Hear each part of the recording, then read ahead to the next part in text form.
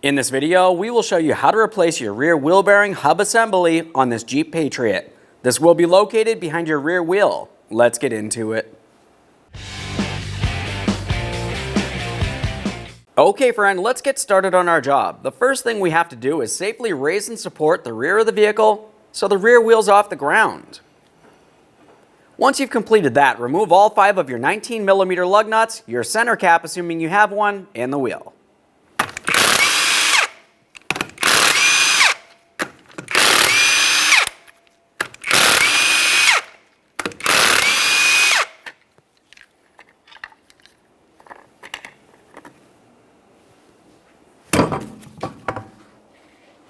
Now that we have the wheel off, let's pay attention right along here. We're going to have to remove the axle nut.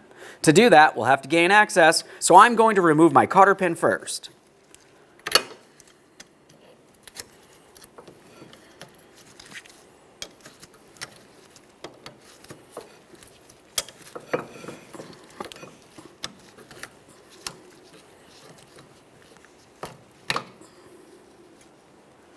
We'll set that aside for recycling. You always want to replace these. Now we can remove our locking disc here. Underneath that, you're going to find a spring washer. This holds pressure. We'll set those aside after a quick inspection. We'll use a 32mm for our axle nut.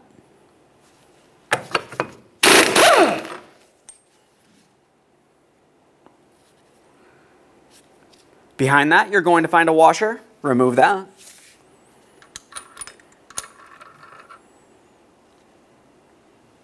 Continuing on, we're going to have to separate the axle from the wheel bearing. For this, I'm using a rubber mallet. You can also use a hammer and punch directly in the center of this area. Once you have movement from here, we can continue on. Now we're going to make our way along the back side of the brake caliper. In this area, we're going to remove our 2 14mm brake caliper mounting bolts. There's one right down in this area here. The second one's a little bit more difficult to see, tucked up and behind your rear flex hose.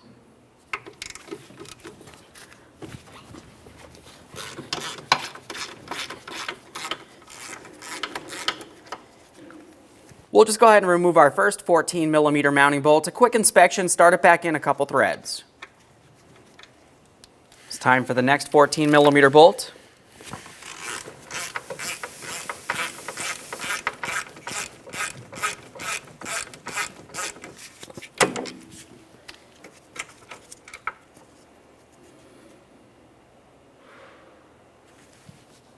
As we remove that mounting bolt, we're going to take the caliper and bring it up and out of position, hanging it aside, putting no pressure on our flex hose.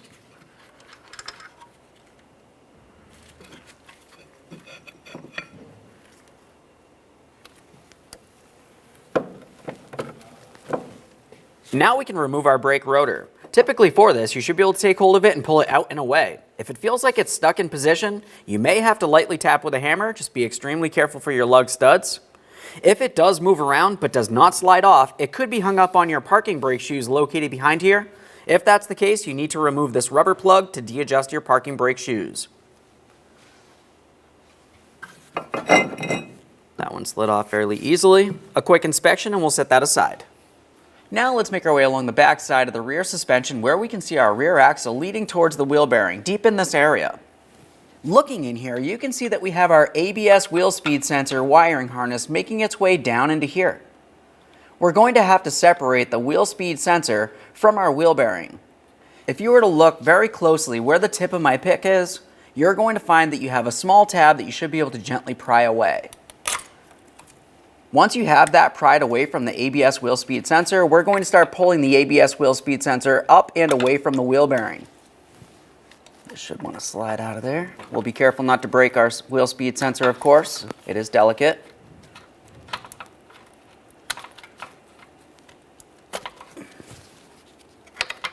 Okay, there's that. Just a quick inspection to make sure it's not cracked or damaged in any way. This one looks fine.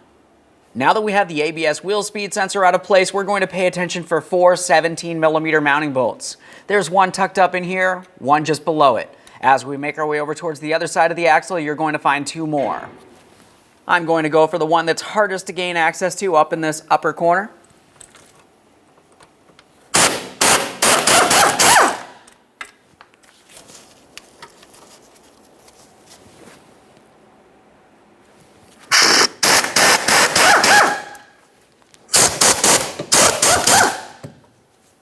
Last one all the way up on the top there.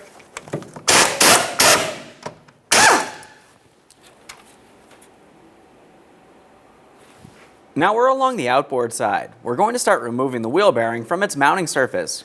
Typically, you're going to find that it does not want to easily pull out of place. You could try to gently pry, or you could tap with a hammer.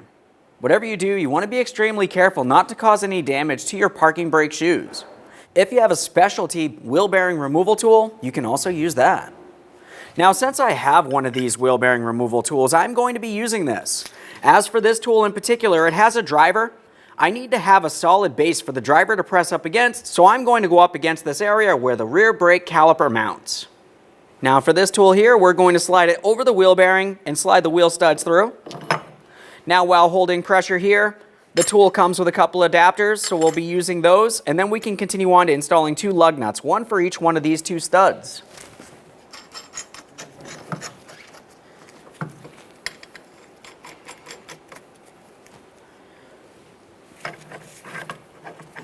We'll make our adjustments as necessary and continue on. We'll snug these up. Now let's align our driver with its mounting point. Bring this up.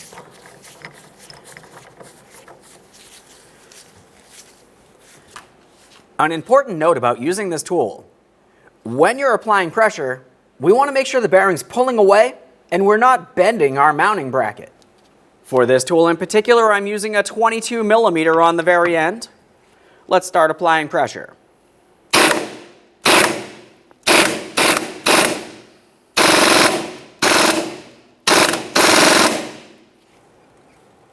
Now I'm going to bring this down to the next point.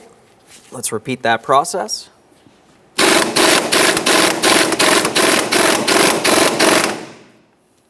Now, if you find using this tool and you're trying to use these 2 areas, but it's really not separating the bearing from this area, or maybe even it's separated this entire thing like what just happened to us, we're going to continue on using a different type of bearing removal tool. Now, in this case, you could get yourself a large bolt with a nut that fits it. What we want to do is take that bolt and slide it through one of the ports on our wheel bearing hub. Once you have it slid through that port, you're going to take the nut and we're going to put it along the back side here.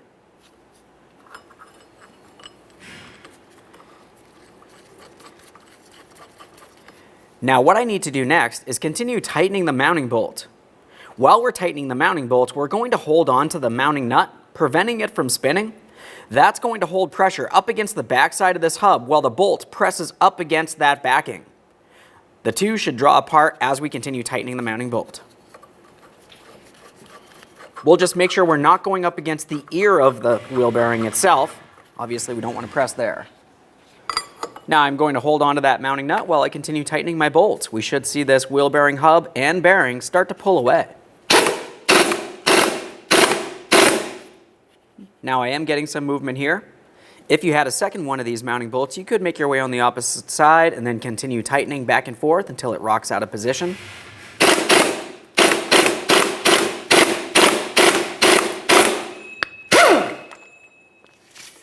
Let's remove this and we can finish removing that wheel bearing and hub assembly. Let's tap on this.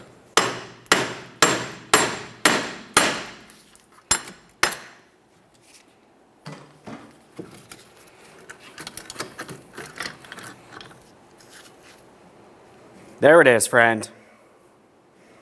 Prior to installation of the brand new wheel bearing, the next thing we have to do is clean and inspect all mounting surfaces here. We'll be paying attention to the very end of the axle. You can see it protruding here. Looking inside this area, close to where our backing plate is, we have the area that the bearing mounts against. And if this entire thing has separated, you would want to pull this away and clean and inspect this mounting surface as well. Just going to hang this here. We'll start on the outboard side and continue inward.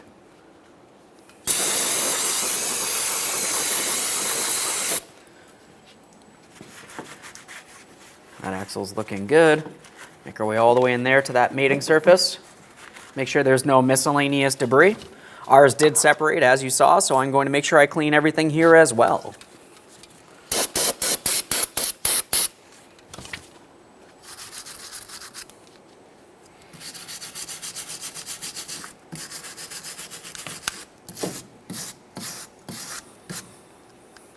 After we've cleaned everything, let's continue on getting this back in place. Let's go ahead and flex that axle as necessary. Now it's time to install the brand new rear wheel bearing. One thing that we need to pay attention to on this is where the ABS wheel speed sensor is going to go. That's going to slide right into this small bracket area. We'll make sure we have that facing in the proper direction. It should be facing towards the front of the vehicle. Start bringing this into position. Once we have everything aligned, we're going to start in the mounting bolts from the inboard side. Just have to give this a wiggle. Slide it in. All right, let's get those bolts in place. I've cleaned my mounting bolts and applied some blue thread locker. We'll start all of these mounting bolts in before tightening any of them. They're all started in. I'll snug them up. The torque for these is 77 foot-pounds.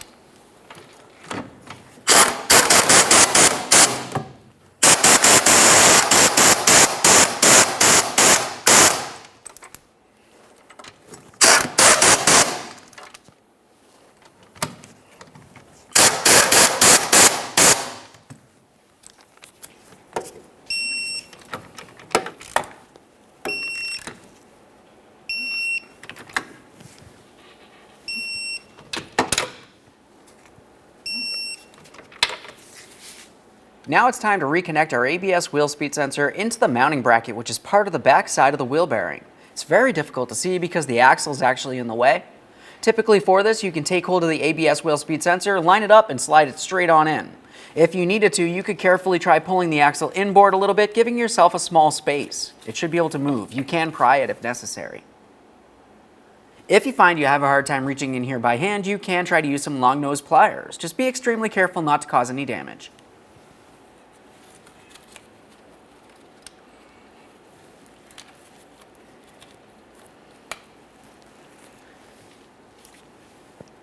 So here you can see that I do have it aligned, but it's not pressed all the way in. I'm going to continue pressing it in now. We want to make sure we press it as straight as possible and not have it off kilter where it could get damaged.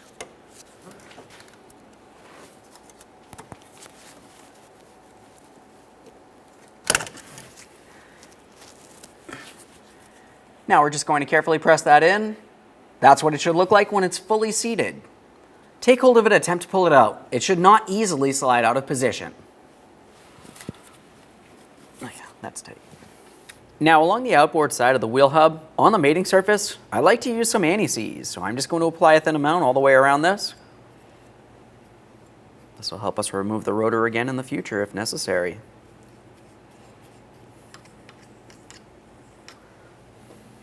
Now it's time to install our rear brake rotor. Just have a quick look along the backside. You want to make sure you clean your mating surface. If there's any rust or miscellaneous debris, it has to be removed. Let's get this in position.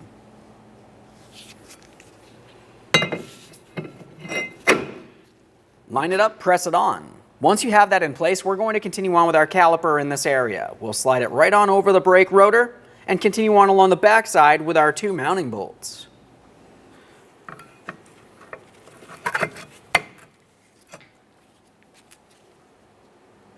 Let's get this aligned. We'll start in our 2 mounting bolts.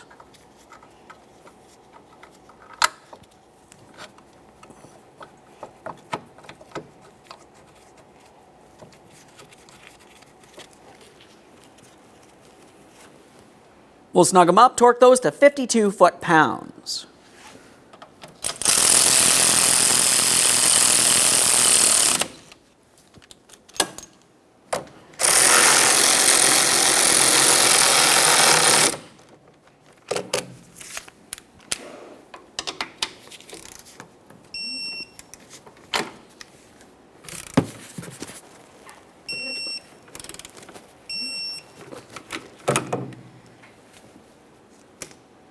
Now let's have a quick look out here. It's time to reinstall the axle nut. Of course, before the nut, we'll use our washer first. Continue on with your axle nut. Start it on. As far as the axle nut, let's just make sure we snug it up by hand. We'll get this closer to the ground so we can torque it to manufacturer's specification.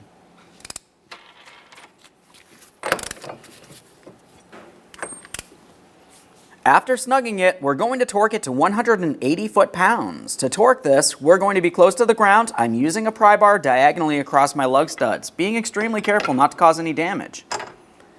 That'll prevent this from turning on us. We can continue on torquing.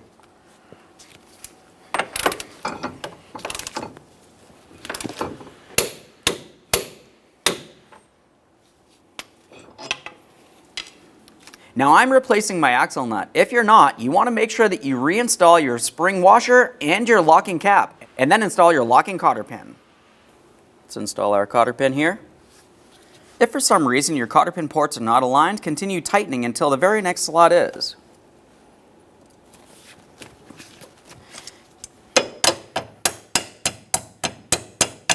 We're going to peen over the cotter pin so there's no way this nut can loosen up on us while we're driving down the road.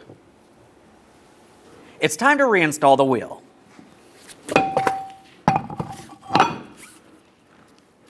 Once the wheel's in place, if you have a center cover, go ahead and install that now. We're starting on all 5 of our 19mm lug nuts. We'll bottom them out. Get the wheel safely back on the ground and torque each of these to 100 foot-pounds.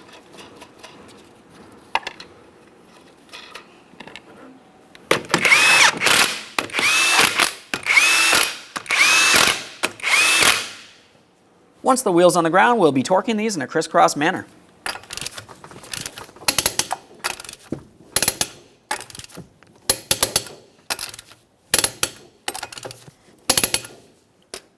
Torqued.